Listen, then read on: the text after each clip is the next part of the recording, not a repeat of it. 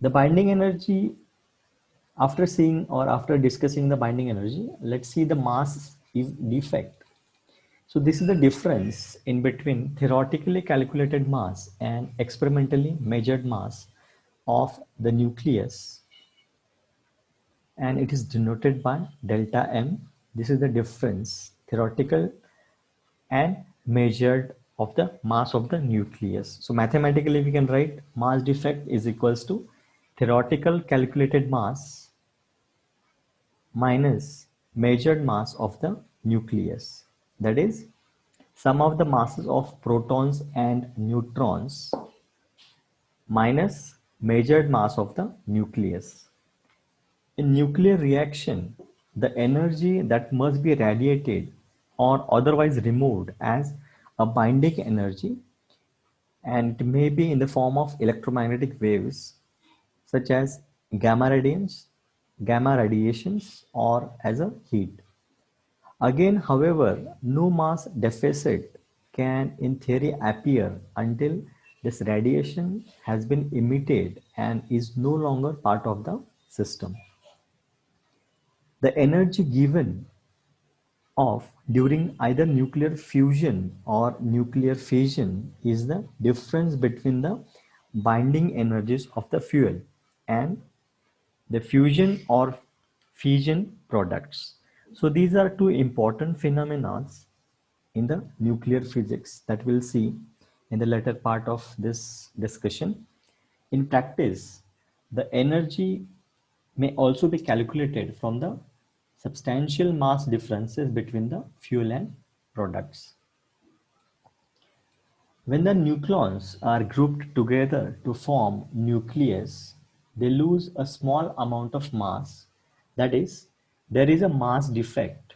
This mass defect is released as a released, or often we can call radiated energy, according to the relation E is equals to mc square, which is well known equation of the energy. Thus binding energy equals to mass defect multiplied by c square. This energy holds the nucleus together and is known as a binding energy. In fact, mass defect is a measure of the binding energy of the nucleus.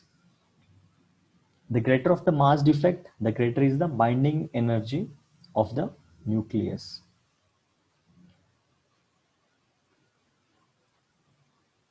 So as we have seen about the binding energy, even we have seen two terms which are related with the binding energy itself and which plays a vital role in the nuclear power plant. Those are nuclear fission and nuclear fusion. When unstable heavy nucleus are bombarded with high energy neutrons, it split into several smaller fragments. Means when we bombard a heavy nucleus, that is unstable heavy nucleus with high energy neutrons, means if you bombard a high energy neutron onto the unstable heavy nucleus, that nucleus will be get splitted into several smaller fragments, and in this process energy will get released. These fragments or fusion products are about equal to half the original mass. This process is called a nuclear fission. I'm going to repeat it. This process is called a nuclear fission.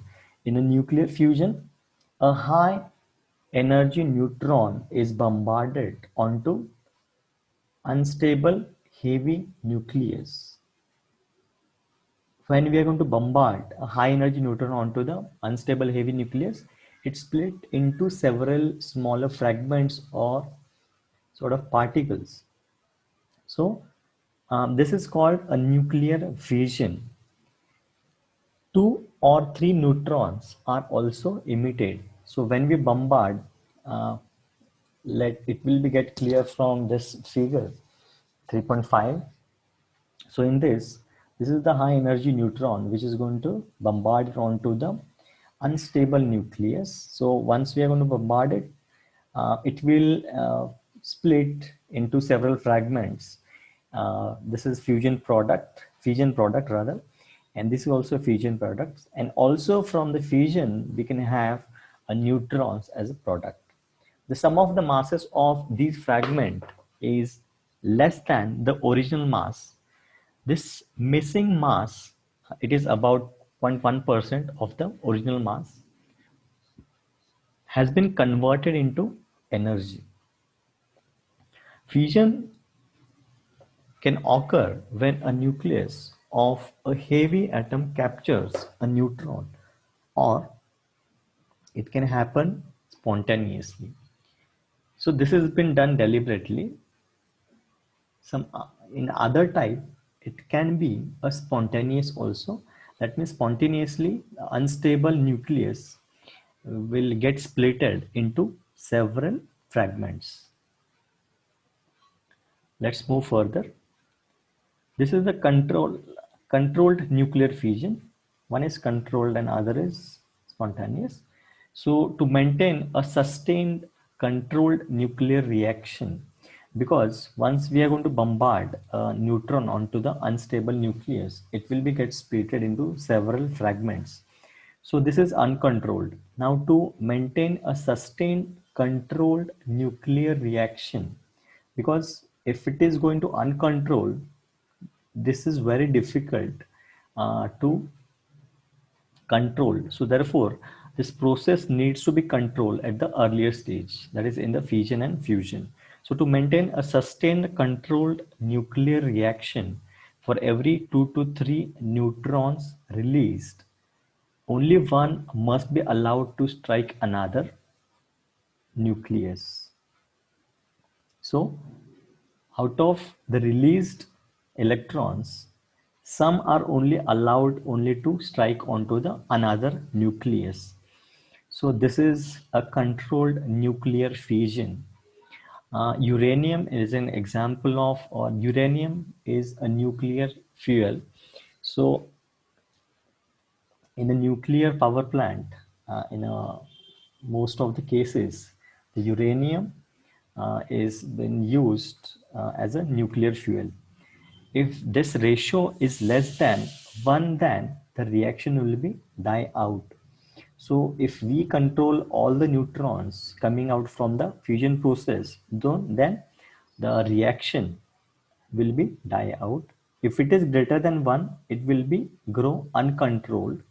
It may lead to the atomic explosion. So therefore, it needs us to control that chain reaction. A neutron absorbing element must be present to control the amount of free electrons in the reaction space. So as it needs to be controlled, that controlling part is done with the help of absorbing element. And uh, most reactors are controlled by means of control rods that are made up of strongly neutron absorbent material. So for example, we have boron and cadmium. These two materials are going to absorb neutron very strongly. Therefore, we can, or whatever we want, what we want is to control the nuclear fusion. And to control nuclear fusion, it requires us to absorb the neutrons. And that is with the help of the strongly neutron absorbent material. Most of the cases, boron or cadmium is been used. So this will get clear in the next image, figure 3.6. In this, this is the initial neutron. Uh, After bombarding high energy neutron onto the nucleus, it will be get splitted. And then after whatever neutrons are created or splitted, in this two neutrons are splitted from the nuclear fission. out of which one is absorbed with the help of strongly neutron absorbent material, and only one is allowed for the further process. In the next cycle also, one is controlled with the help of strongly neutron absorbent material, and one is proceed, or one is uncontrolled, which will be carry forward the further reaction. So this is about the controlled nuclear fission. In addition to this, it needs to capture the neutrons. The neutrons often have too much kinetic energy. These fast neutrons are slowed through the use of moderator such as heavy water and ordinary water. So by controlling or by absorbing neutron, it needs us to control the kinetic energy which has been gained in the nuclear fission also. So to control the kinetic energy of the neutrons, it needs us to use a moderator which will moderate or control the, or to reduce the kinetic energy of the neutron. For this purpose, a heavy water and ordinary water is been used to reduce the kinetic energy of the neutron. Some reactors uses a graphite or graphite as a moderator. So graphite is one of the material which has been used to control the kinetic energy or to reduce the kinetic energy of the neutron.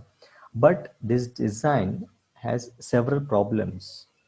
Once the fast neutrons have been slowed, they are more likely to produce further nuclear fission or to be absorbed by the control rod.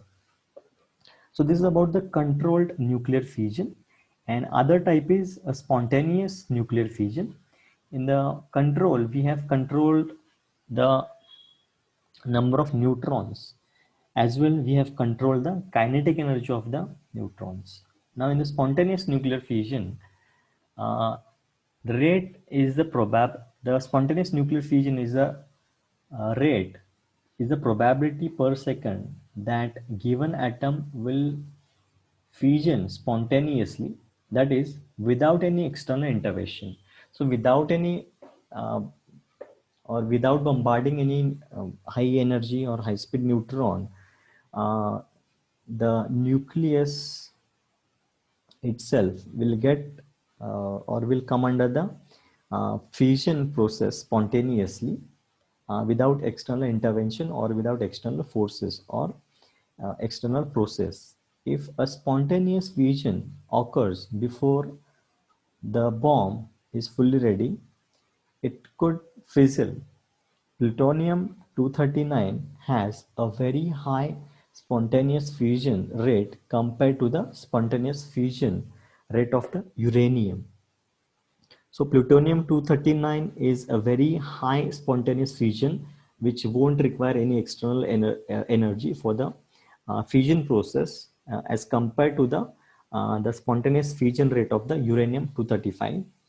Consideration of the spontaneous fusion rate of each material, it is required when the uh, nuclear fuel is been used for to design a nuclear weapons. So in the nuclear weapons, a spontaneous nuclear fusion phenomena has been used, where the material like plutonium-239 has been used uh, in the nuclear weapon. So this is a spontaneous nuclear fission. So without any neutron bombarding, the nucleus has been splitted into several fragments. About second phenomena, which is a nuclear fusion. Earlier, what we have seen is the nuclear fission, which is of two type. One is controlled and other is spontaneous. Let's move towards a nuclear fusion.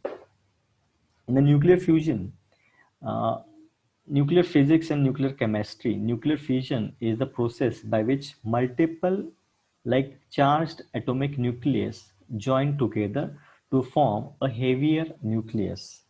It is accompanied by the release or absorption of energy which allows matter to enter into the plasma state.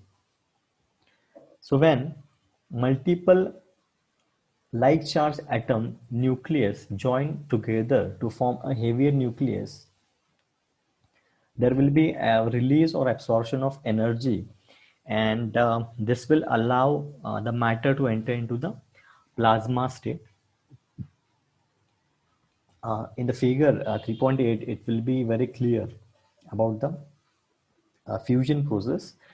The fusion of two nucleus with lower mass than iron, which along with the nickel has a largest binding energy per nucleon, generally releases the energy, while the fusion of nuclei heavier than the iron absorbs energy, and vice versa for the reverse process about the nuclear fusion.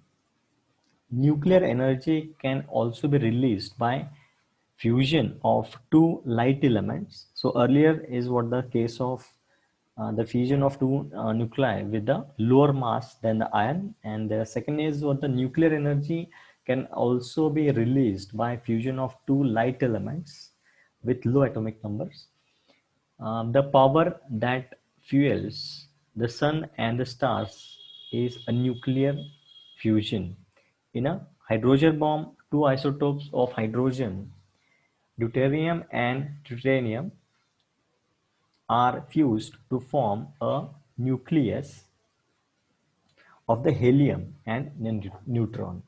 This fusion releases 17.6 MeV of energy, which is very large. Unlike nuclear fusion, there is no limit on the amount of fusion that can occur with the help of such kind of process. So this is about a very basic nuclear physics, which is much important to know the working principle of a nuclear power plant where nuclear energy is being converted into electrical energy. The remaining part of this we will study in the next lecture.